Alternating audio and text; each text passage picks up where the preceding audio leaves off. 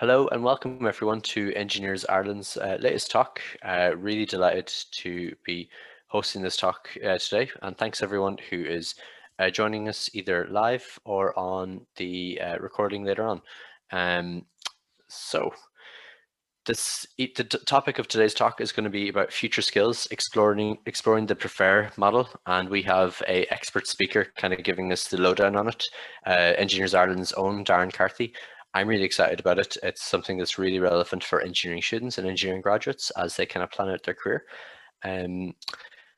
Just before we get into it, to say for graduate engineers, anyone who's tuning in today, that you can log this talk in your CPD. You just log into your membership profile and you log it. You can log it as a full hour.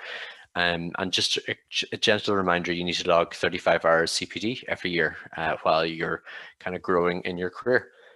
For any of our students who are here today, a reminder that you can get free student membership anytime. The link is again below in the description for anyone joining us in recording. But a reminder that you can join as a free graduate member as well. The link is in your membership profile. So pretty much everything you need to do is in the profile there.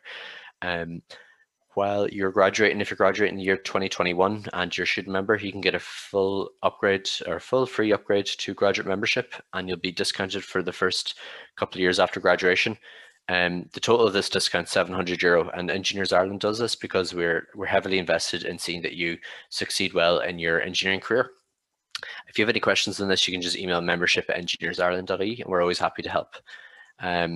I've also set up a little kind of forum post in the link below again, and this one is a great way to be able to interact with Darren after the talk if you have any questions, any follow-up questions, and he'll be posting some of the links from today's talk into that space.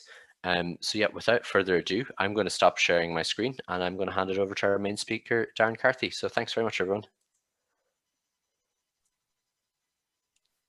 Thank you very much, Mihal, and thank you very much for having me today to speak to you all about the prefer model, and welcome everyone who joins us live and everyone who is watching this afterwards.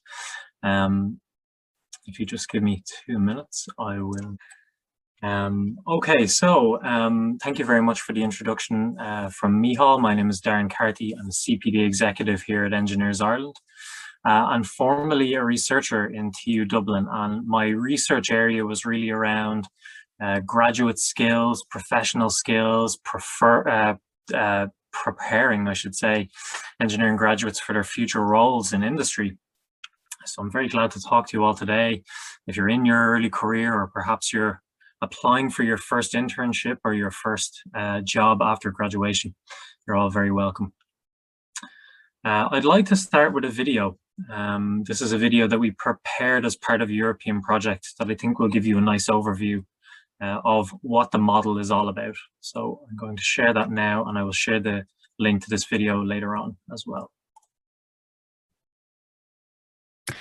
So we carried out a piece of research. It was actually just published this month, and it was across 3 universities. And what we found is that we asked students in first year, do you have a clear view of your professional future? And the results that came back were quite surprising. About 2 in every 6 students said, yes, I have an idea, or I have some idea of what I want to do with my professional future. But I suppose the thing we want to focus on is that 1 in every 3 students we asked said, actually, no, I have no idea what I want to do when I finish university. And that was a little bit concerning because, as you can imagine, you've probably studied maths, physics, maybe even you've studied engineering at second level. Then you've gone major CAO choices, major applications to university looking for engineering programs. And then you've committed the next 4 years of your professional future to studying engineering, and yet you're coming in the door saying, actually, I have no idea what my future looks like. And so we really want to rectify that. We really want to give students a tool that they can use to navigate their way through university and into the job market. And this problem persists even into final year and masters. So many students remain uncertain about what engineering is and what engineers do. So some recent research that we carried out found that 1 in 3 engineering graduates changed their job in the first year, and 2 of every 3 of those graduates who've changed their jobs cited job content as the reason. So they said, actually, the job didn't really stack up to what I expected I would be doing as an engineer. So as you can imagine, that's a problem. We don't want our graduates leaving in the first year. We want them to get into roles that suit them right from the get-go, or as many of them as possible. So we developed a prefer model. What is the prefer model? Well, it's a way for students to become aware of the range of professional roles that are available to them. And beyond that, we've developed some tests and tools for you to use to identify what interests you and also what you're competent at. So it gives you a very powerful tool for navigating the job market. So it allows you to ask, do I know what job vacancy is being advertised here? When you look at them, is it something that would interest me? And is it something I want to get better at? Is it something that I'll stick at? And so what we found, we did a job vacancy analysis, and we found that broadly speaking, jobs can be categorized into these three categories. Product leadership, which is about radical innovation. Operational excellence, which is about optimizing that innovation in terms of cost and time. And customer intimacy, which is about finding a tailored solution for your client based off these wonderful products that you've produced.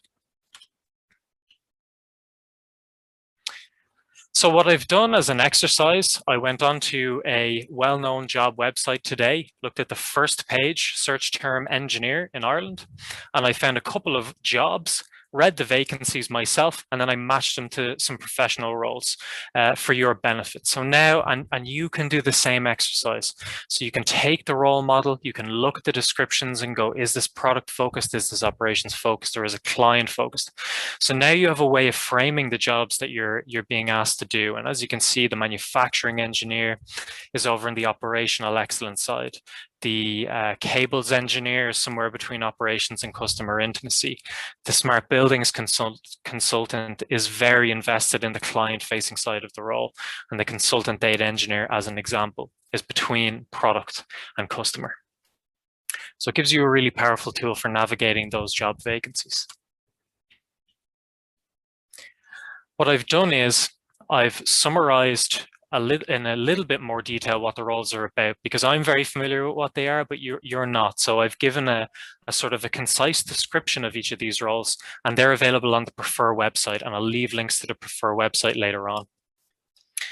So that you can become familiar with the roles, and then it'll help you navigate those job vacancies. So you might ask yourself, you might say, Darren, great, but are these roles recognized in industry? So we carried out some research to ask small, medium, and large enterprises, do you recognize this role model in your own company? And actually what we found was that about 60% of organizations find it quite recognizable. They say, yeah, I can see this in my own organization. Some said, about 30% said somewhat. I see this role, this somewhat. In fact, in smaller organizations, we found they saw it less because one engineer might be doing all three roles. And then as the organization got bigger, we found that those roles become more distinct, and so it becomes more recognizable. But we were delighted that only 6% of the organizations that we asked, could you see the model in your own company, said no. So it's a highly, highly recognized model, which makes it extremely useful for looking at job vacancies. So you might ask yourself, okay, great, but I really don't know what I'm interested in. I don't think I know if I want to work with products, operations, or clients. Well, what we did was we developed a 10-item personal preference test. It's just a vocational interest test. And it really just asks you, in very plain terms, what do you prefer, X or Y? It asks it over 10 items, and then we can give you an overall sense of which one you're most motivated to work in. Are you more motivated to work with products, people, or process? It takes about 8 minutes to do this test, and you get a personalized report at the end emailed to you that gives you an overview of how motivated you are to work in either of the three. In fact, in all three roles. And I will leave the links to that in the description and in the blog post as well. So the first question I asked, do I know what this job vacancy is advertising for? We have a way to look at that. Is it something that interests me? We have a way to look at that. The last question, will I be any good at it? And will I be interested in getting better? Well, what we did was we went back to industry, we went back to organizations, and we said, tell us what skills our graduates will need to excel in these roles, to be really, really competent. And they gave us this set of skills, and we were able to map those skills to each of the roles. And as you can see, there's overlap between all of them, in fact.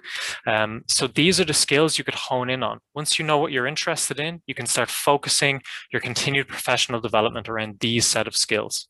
And you can become more competent and then more confident in the interview for these roles. But you might say, but how do I know if I'm competent or not?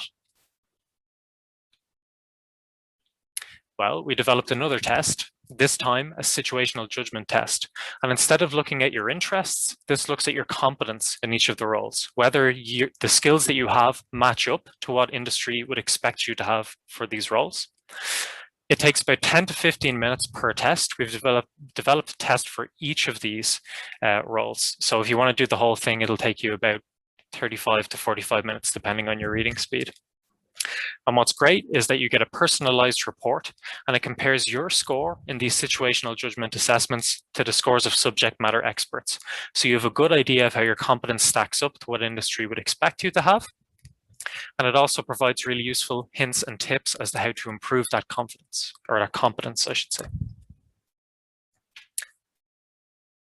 Okay, that is the end of my presentation. I'll just point out that all of the material that I've highlighted to you today is on the preferproject.eu website. The link is here in the video. And that ends this portion of the presentation, and I'll follow up with some Q&A. Thank you very much.